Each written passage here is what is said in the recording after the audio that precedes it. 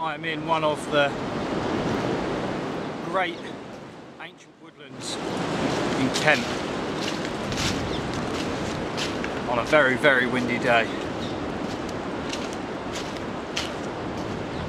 I got a reading of 56 miles an hour on my weather station, my little handheld. That was in the main field. I'm just looking for now a place to camp. As you can see, I've got a big rucksack on. I'm actually testing it out for a few hikes I've got planned this year. So I've got a 3-day low, so I'm going to be staying here for a few days. Not got really much bushcraft kit. Really just come out to get out. I haven't been out for a long time. Not with the camera. So first off, Happy New Year to you all. I know I haven't put much on YouTube lately. I do want to apologise for that.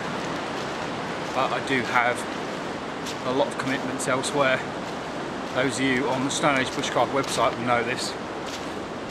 Those of you who don't, find out right now.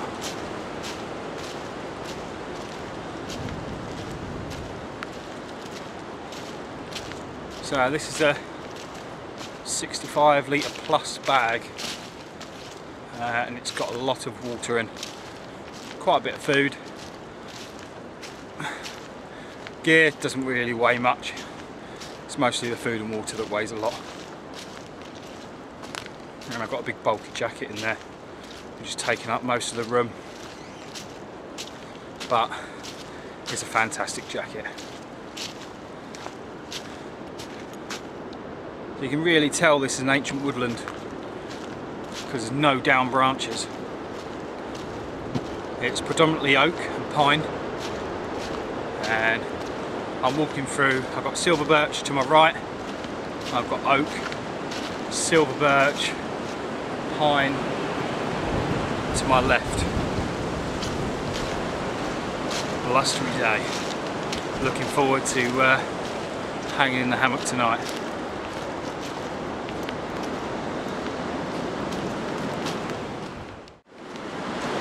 So I've actually got a fair few reasons for being here for these couple of days. One is to escape modern day life. Two, I haven't been in the woodlands with the camera to do a video for YouTube for probably over a month now, and I felt like I should put something out there. The other reason is because I've got loads of gear to test, all new gear, before it goes up on the Hunters Camp and Bushcraft website. We do like to test all of our gear, or at least use it so we can advise on each item that we carry in the shop.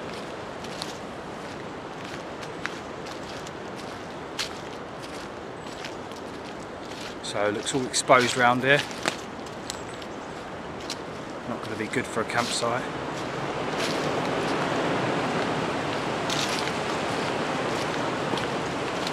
So, in what is meant to be the height of English winter, it feels more like spring with a hell of a lot of wind, which is the sole cause of why we haven't got cold weather. It's been blown away from us.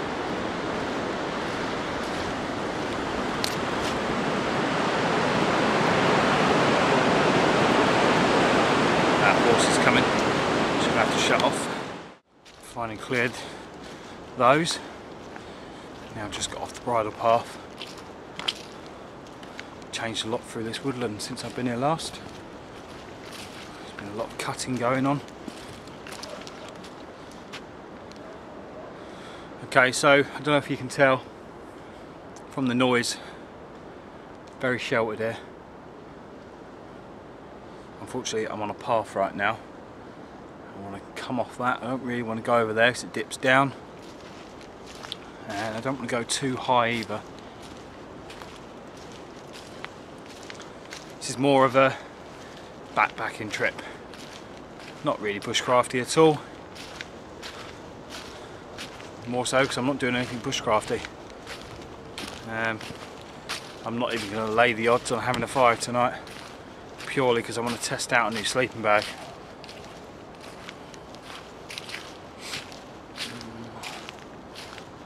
Although there's plenty of down wood. Those are fallen branches in this part. It's beech woodland with silver birch in. So you live to expect that sort of thing with beech. Again, when I'm looking for my campsite, I'm trying to look towards the oak more than the beech. Not that I haven't slept under beech before, because I have.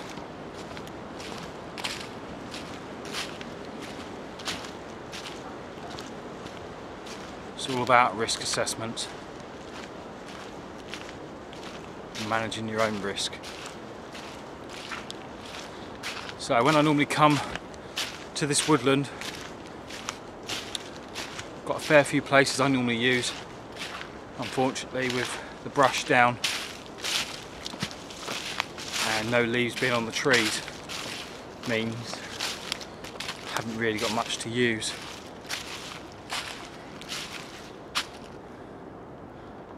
Looks like the forest rangers have been at it.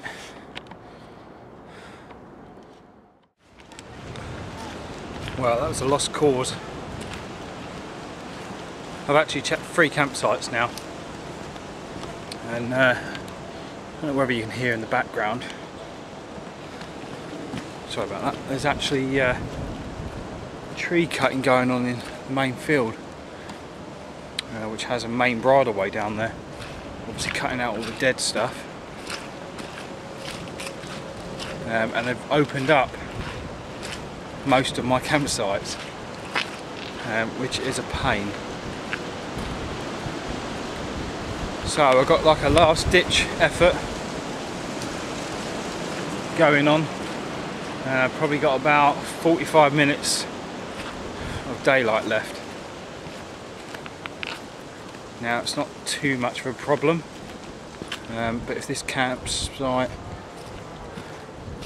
does pan out, there definitely is no fire because it's quite open to the wind. The danger of it spreading is a bit high.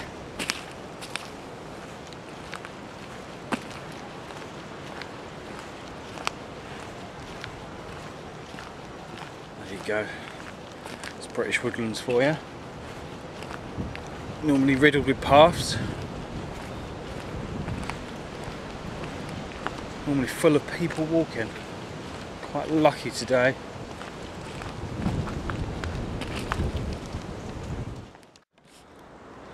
Right, as you can see, light's fading fast. I've picked myself a spot. Nowhere near where I would have put it, to be honest. Temperature's just dropped lower than I expected. That's all fun and games. The trees that I went for were way too far apart, but I've made it work. Let's just show you that now. So I've got my DDXL, just due to the doors. You're able to shut the doors. I've just got elastic on that. I'll show you in the morning properly because the light's really faded fast. You can see I get a complete seal on that. I didn't check how much room is inside, but that's why I like my guy lines. You can tweak it and pull it to one side if it's a bit steep one side, but we'll see when I go in there. Right, the sun's gone down now. I'm kind of nearly set up, ready to go. Just got the jet boil on. Gonna get a brew. Start doing my dinner as well. Got some lighting for my camera sorted. 5 LEDs. Oh, you're going to see the camera keep doing that. It's going to be quite annoying. But I can't obviously operate in manual while I'm in front of it. I'm running off my big battery pack, so I can film for as long as I want now.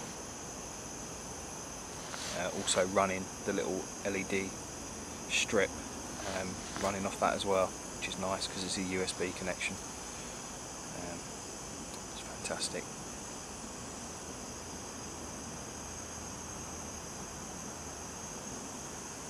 I think it would have been better if I could have dropped the tarp lower and feel the air coming underneath me.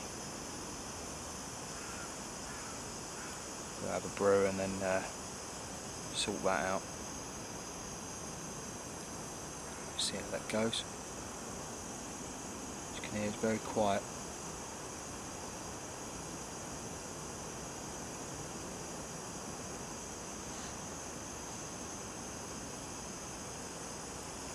Actually shattered just from looking for a campsite. It's probably the longest it's ever took me in these woods. Nearly a full hour.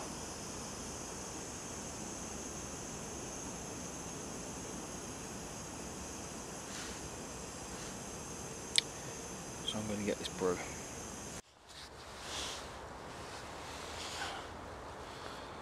Right, got the tarp sorted out, got it a lot steeper, got about a foot clearance around the tarp now. Just cut out all the wind, which is nice. Just cuts a lot of the room, so cooking's going to be a little bit hard, which I'm just about to do now.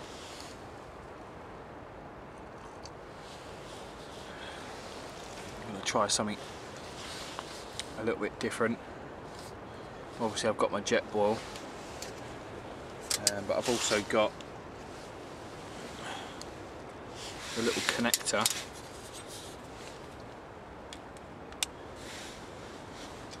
You can see that. Got the connector now, and I bought my little MSR Titan pot, which sits on top. Now, the reason for that, sorry about that, is I'm going to do pasta. Now, I've got a cosy for the Titan kettle, the MSR kettle, and what I'm going to do is I'm going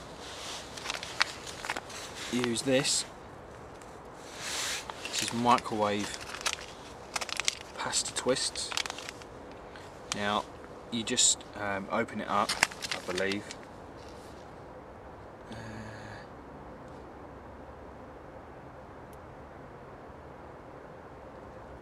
I think you just tear a little gap at the top, stick it in the microwave, and it's done.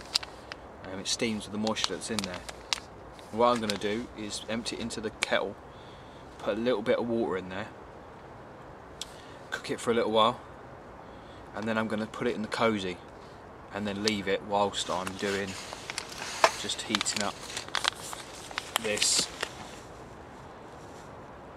which is a Look What We Found brand Fellside beef chili con carne. It looks really nice. I haven't had this one yet. Kind of wanted to do some kind of half decent grub while I'm out here. So that's going to be done in the jet boil after I've done the pasta, and it just slits right in. You fill it up with water, boil it, and then I've got water again for another brew if I need. But I'm going to try that and see how we go, just to let you know what I was doing. Well, dinner worked. I'm kind of amazed because obviously I've seen it happen before, but it's just good when you get it to work yourself. Just show you what I'm eating.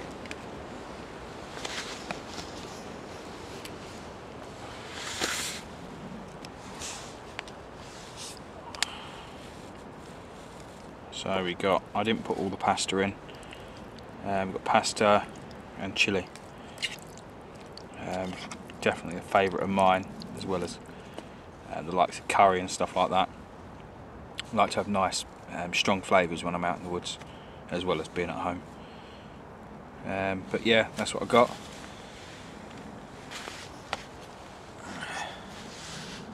So I am gonna waft this down. I am absolutely starving. I cannot believe there is midges flying in my tarp. So I'm probably going to get eaten alive. Great. Really need to sort out this mosquito net problem. Let me get this down and I'll get back to you.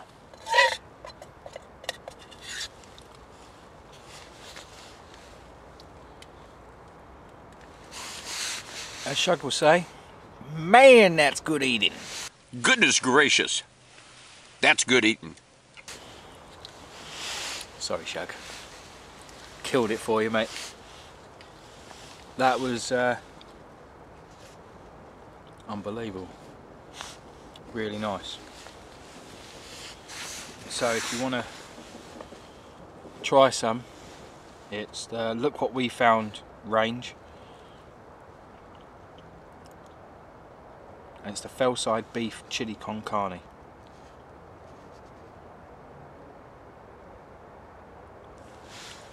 Lovely. And the Dolmio microwave pasta.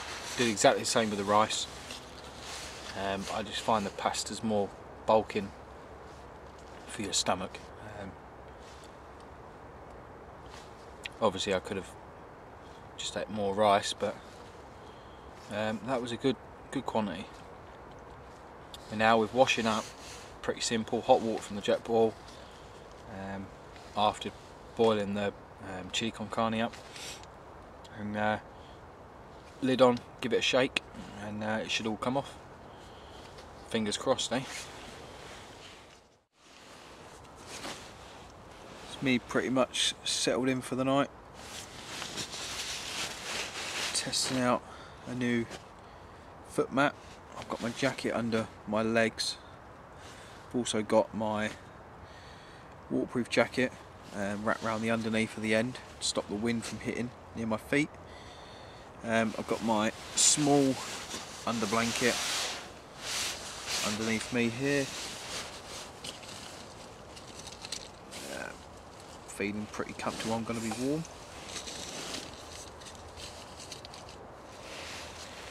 Just got to sort out the rest of my gear. Got to put the camera away, and the rest of the electronics, the light, all the leads, everything like that, and then I'm going to settle down. Probably read some of my book. Got my book on my phone. That's what's so good about having smartphones. Pretty much have everything on it. And then obviously you can have a better look at everything in the morning. So catch you then. So it's 10 o'clock now. I've already had one little nap. Was woken up by the police helicopter.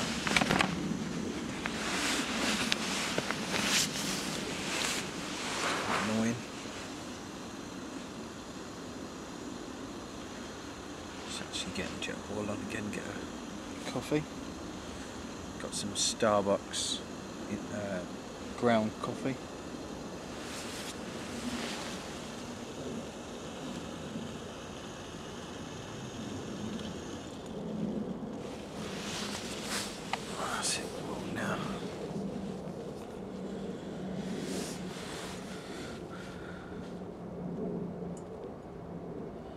Got a local small airport, not far, so we've had a few light aircraft fly over quite low. I think it's about 2 kilometres away, maybe yeah, about 2 kilometres away. So you do come down quite low here. Other than that, real silence, horrible silence really. I've only heard one owl. Normally it's rife with foxes. Not seen one rabbit when I've been going out to the toilet. Weird. So it could have something to do with the cutting that's been going on.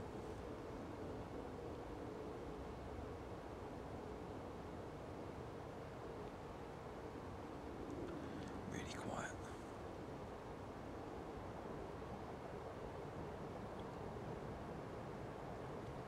So, just testing out this new sleeping bag. It's a down sleeping bag. Not my favourite type of bag for UK camping.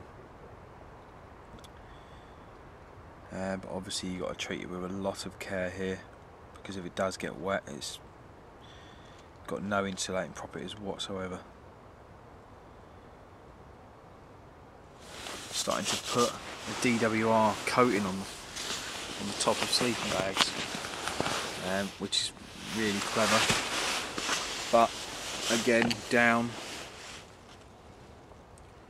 once it's wet it's kind of wrecked for that trip,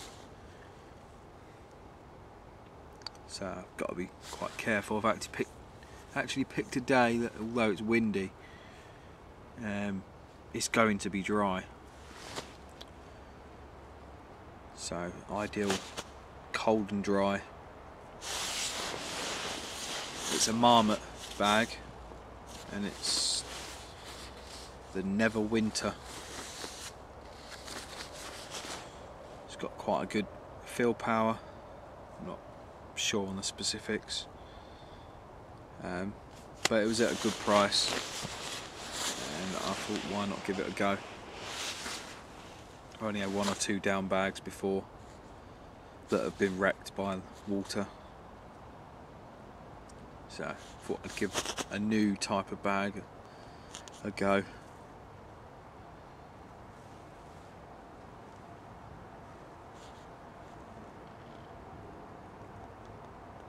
Other than that, my feet are actually on a sample pad, and we stock X-bed mats. This is the Sin mat, so it's got a synthetic filling. You see there, see a little panel in, so it's the demo model. It's only a small one. Just see there, it's about 2 foot long by 1 foot wide. Just demonstrates, it's because it's got the pump on it, integrated, like sponge with a inlet valve which auto shuts off, and it's got a outlet valve there. I've just been using this as a seat pad, and I thought it'd be ideal for underneath my feet, and it's worked wonders really. Being that it rolls up so small, we don't take up no room. It rolls up to the size of my fist. You know, doesn't weigh nothing. It's really insulating. Not one for a full length mat, but that's kind of ideal for me, for my use. It's got multi uses. Right, let me get my coffee done.